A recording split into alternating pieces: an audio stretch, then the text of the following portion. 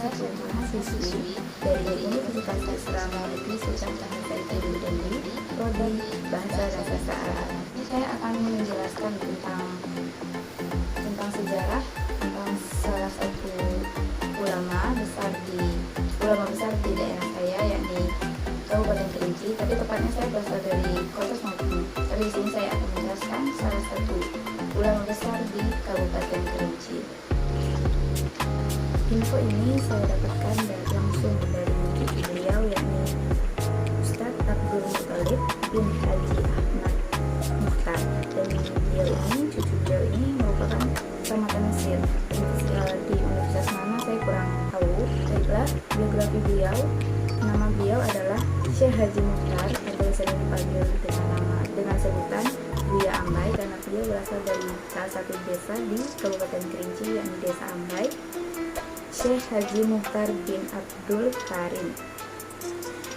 Pada awalnya beliau merantau ke negara Malaysia pada masa penjajahan Belanda dahulu.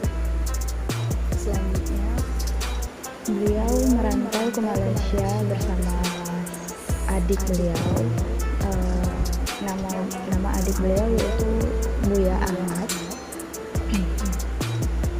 Mereka berdua menuntut ilmu di daerah Patani, yaitu bertepatan di negara Thailand bagian selatan.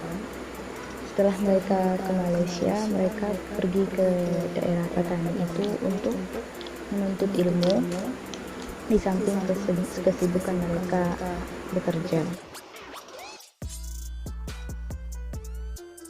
Selanjutnya beliau pergi ke Mekah. Kurang lebih selama 12 tahun beliau di Mekah. Beliau di sana menuntut ilmu di sebuah masjid di Mekah sama sang adik.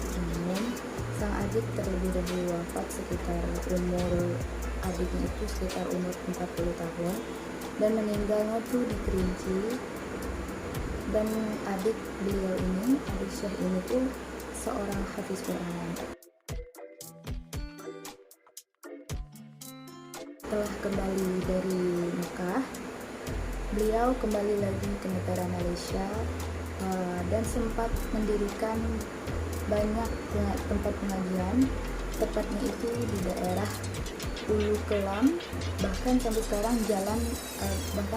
masih ada jalan dengan nama beliau, yakni Jalan Haji Mukhtar. Dan ada juga beberapa surau yang di atas namakan beliau. Dan beliau juga sempat diangkat oleh Kerajaan Selangor untuk menjadi seorang mufti atau ulama Selangor. Mengapa beliau ingin pergi ke Mekah, ke Malaysia, ke Thailand untuk menuntut ilmu? Karena misi beliau itu ingin memberantas kegiatan kesyirikan yang ada di daerah Ambai khususnya dan di daerah Kerinci pada umumnya. Karena masih banyak yang memakai ilmu hitam seperti itu. Setelah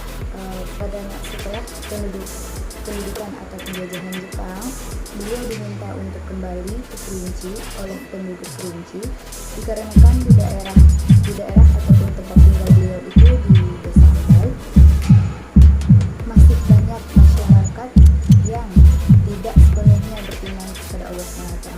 Pada umumnya di daerah Kerinci, makanya beliau memutuskan untuk kembali ke tanah air Indonesia, tepatnya di daerah Kerinci, untuk meluruskan akidah masyarakat. Diperkirakan beliau kembali ke Indonesia, kembali ke Kerinci itu sebelum tahun 1945. Mulai dari sinilah beliau mendirikan pengajian yang semakin lama semakin berkembang besar. Dahulu awal mula berdirinya pengajian yakni berupa pondok-pondok dan belum ada kelas. Santri beliau banyak yang berasal dari daerah mudik seperti daerah Semeru, dan bahkan sampai santri yang berasal dari luar Kerinci seperti Bangko. Akhirnya di tahun 1977 beliau meninggal dunia dan dakwah beliau diteruskan oleh anak beliau yakni Buya Ahmad Mukhtar. Sampailah membuat pondok pesantren hingga pada masa Buya Ahmad Mukhtar. Awalnya, pondok pesantren berada di dekat rumah Syekh tersebut, tapi dikarenakan jumlah santri yang bertambah banyak, akhirnya berpindah lokasi ke daerah antara Desa Ambai dan Tebing Tinggi. Dan sekarang, pondok pesantren tersebut dikoordinir oleh cucu-cucu beliau. Dan sekarang sudah ada 300 lebih santri. Pondok pesantren tersebut dinamakan Pondok Pesantren Jamiatul Ihsaniyah Al-Mukhtariyah. Beliau juga pernah mengarang buku-buku, sekitar 5 buah buku. Yang pertama tentang akidah tauhid, yang kedua tasawuf, yang ketiga fikih. Ajaran beliau adalah ajaran Ahlus Sunnah wal Jamaah. Informasi tambahan, istri-istri Syekh Haji Mukhtar ada 4 orang. Yang pertama, orang Ambai asli, menikah di Mekah. Istri beliau diantar ke Mekah untuk dinikahkan langsung. Selanjutnya, merantau lagi ke Malaysia beberapa tahun dan lahir anak pertama di Malaysia. Dari istri pertama, beliau dikaruniai 3 orang anak. Setelah meninggal istri pertama, beliau menikah lagi dengan wanita Sanggaran Agung dan dikaruniai 1 orang anak, yakni Pak Ibrahim. Yang ketiga, menikah dengan wanita Hiang dan dikaruniai 1 orang anak. Dan yang terakhir, menikah lagi dengan wanita Desa Ambai dan dikaruniai 5 orang anak.